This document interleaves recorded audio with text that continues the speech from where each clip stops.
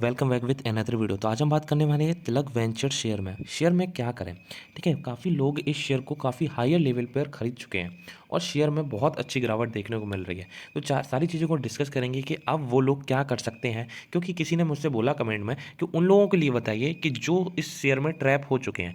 अब सारी चीज़ों को इसको फुली फुली फंडामेंटली इस शेयर को समझने वाले हैं। बोल सकते हैं कि निचोड़ जो तिलक वेंचर्स का है वो इस वीडियो में आपको मिलने वाला है। तो चैनल को सब्सक्राइब करें अगर आप चैनल पर पहली बार विजिट कर रहे हैं ऐसी मोर अपडेट और नोटिफिकेशन को पाने के लिए। चलिए शुरू करते हैं। तिलक वेंचर्स शेयर की शुरुआत तिलक वेंचर्स लिमिटेड की वेबसाइट से करते हैं। पहले हम आपको बात बता दें, तिलक वेंचर्स फाइनेंस की जो वेबसाइट है वो उन्होंने वर्डप्रेस.com पे बनाई, यानी कि उनके पास इतना भी पैसा नहीं है कि एक वेबसाइट को अच्छी तरीके से अच्छे प्लेटफॉर्म पे डिज़ाइन करवा सकें। ठीक है, यानी कि एक होता ना रेपुटेटेड कंपनी है और शेयर मार्केट पे लिस्ट है तो कि वेबसाइट तो एटलीस्ट अच्छी दिखनी चाहिए। ठीक है, अब देख सकते हैं कि कंपनी का जो तिलक वेंचर्स है हमारी, यहाँ पर कंपनी अगर प्रोफाइल की बात करें तो company was originally incorporated on 18 August 1980 as a Tilak finance limited with the objective of finance and investment related activities. Name of the company का जो नेम है वो चेंज किया गया। कहाँ से? पहले कंपनी का नाम था out of city travel solution limited, और इसको चेंज किया गया है कब? हमारा 28 दिसंबर 2011 को। ठीक है, with the object travel agent and tour operator for the travel for India. ठीक है, तो ये जो कंपनी का जो है नाम चेंज किया गया और फिर उसके बाद रखा गया Tilak finance limited with the objective. और इस कंपनी का जो तिलक फाइनेंस लिमिटेड है इसका ऑब्जेक्टिव सिर्फ क्या है हमारा? Loan and advance to any person firm और body corporate to receive money on deposit on loan carry financially factor to undertake carry on the business financially factor to undertake the carry executive all kind of financial operation. Company shall not carry any banking business as defined in the banking regulation act. Name of the company is changed from। देखिए company का काम क्या है? Finance से related company, और company का काम ही है लोन, पैसा देना। ठीक है, वो पर्सन को भी दे सकती है, किसी कंपनी को भी दे सकती है। तो कंपनी का यही काम है और हमें इस वेबसाइट से सिर्फ इतनी ही चीज़ें मिली। कोई खास वेबसाइट हमें यहाँ पर नज़र नहीं आई तिलक वेंचर्स की। चलिए कोई नहीं, हमें वेबसाइट से इतना कोई मतलब नहीं, हमें मतलब था तिलक वेंचर्स के शेयर से।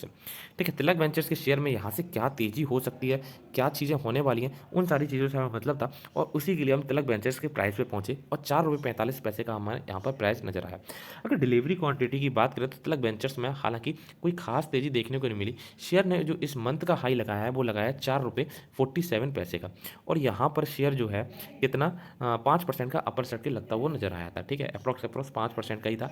और फिर उसके बाद तो हम इस चीज़ को देखेंगे कि इस मंथ की जो परफॉर्मेंस है वो क्या रही है। एक वीक की बात करें तो 4 साढ़े 4% के आसपास की यहाँ पर तेज़ी देखने को मिली, और यहाँ पर डे जो डिक्रीज और इंक्रीजमेंट होता हुआ शेयर में देखने को मिलता है वो 10 पैसे 15 पैसे 10 पैसे 15 पैसे, और इस लेवल पर शेयर काफ़ी दिनों से है।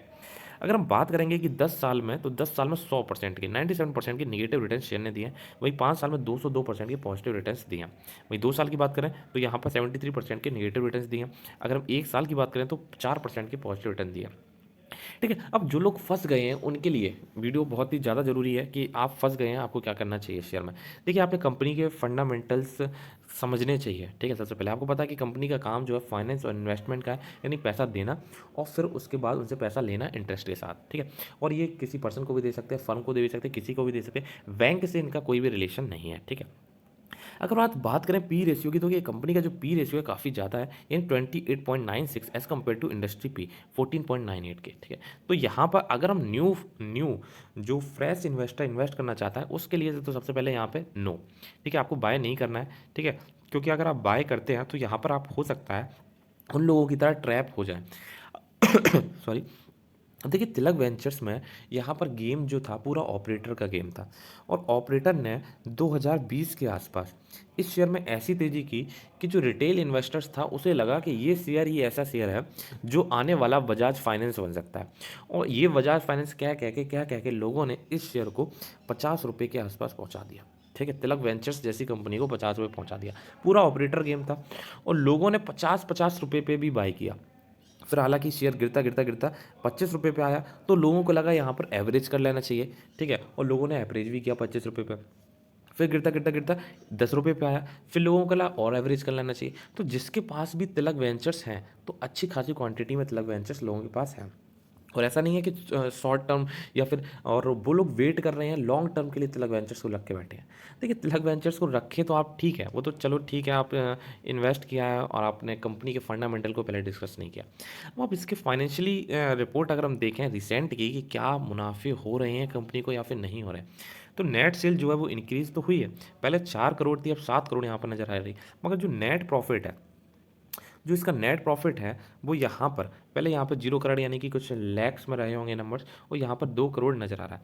मगर जो नेट अदर इनकम से यहाँ पर जनरेट हुई हैं चीज़ें, आप देख सकते हैं कि पहले जो अदर इनकम थी वो 1% थी, अब यहाँ पर अदर इनकम 4%, 4 करोड़ हुई है। तो अदर इनकम से तिलक वेंचर्स पैसे जनरेट कर रहा है, हालांकि जो इसका मेन सोर्स है जनरेट करने का मनी, वहाँ से जनरेशन यहाँ पर नज़र नहीं आ रही। शेयर होल्डिंग पैटर्न में जो प्रमोटर्स हैं उनके पास काफ़ी अच्छी होल्डिंग्स है, हालांकि पहले 62% हुआ करती थी, अब 55% है। पब्लिक के पास 44% शेयर्स होल्डर्स है। FII DI का कोई भी रुचि नहीं है इसमें, ठीक है। अगर म्यूचुअल फंड की बात करें तो म्यूचुअल फंड में भी कोई भी होल्डिंग्स नहीं है, नो होल्डिंग्स, ठीक है। अब चीज़ों को हमें समझना है कि क्या ये 50 रुपये की कंपनी जो कि 2 रुपये के आसपास का लो लगाया था, क्या दोबारा से 50 रुपये जा सकती है?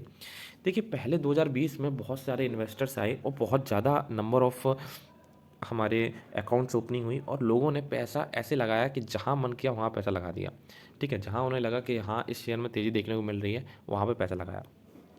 अब लोग पैसे की वैल्यू समझते हैं, शेयर मार्केट को भी थोड़ा स्टडी करके चीज़ों को बना लगा रहे हैं। तो ऐसी कोई भी चीज़ हमें इस कंपनी में नज़र नहीं आ रही है कि जो हम आपको ये कह सकें कि यहाँ पर आप पैसा लगा दीजिए, ठीक है। अब जो लोग फंसे हुए हैं तो उनसे यही रिक्वेस्ट रहेगी कि ऑपरेटर अगर इस शेयर को फिर से चलाता है या फिर कोई ऐसी पॉजिटिव न्यूज़ आती है इस शेयर में और शेयर में तेज़ी बनती है, तो आप निकल सकते हैं, ठीक है।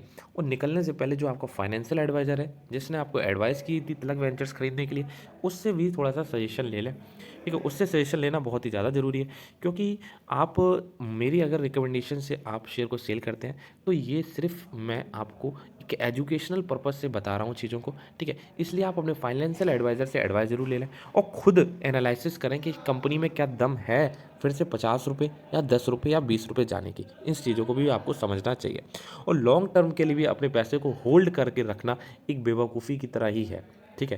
क्योंकि अगर आपको लग रहा है कि कंपनी में कोई ग्रोथ नहीं है, कोई ग्रोथ नज़र नहीं आ रही है, कंपनी में इवेंट्स नहीं हो रहे, कंपनी की तरफ कोई भी FII DI म्यूचुअल फंड्स नहीं निवेश सोच रहा है, तो ऐसी बहुत सी कंपनी है जिनके फंडामेंटल्स बहुत अच्छे अच्छे हैं, आप उनमें निवेश कर सकते हैं। तो आई होप आपको वीडियो पसंद आई हो, वीडियो पसंद आई चैनल को सब्सक्राइब जरूर करें ऐसी मोर अपडेट और नोटिफिकेशन को पाने के लिए। मिलते हैं नेक्स्ट वीडियो में।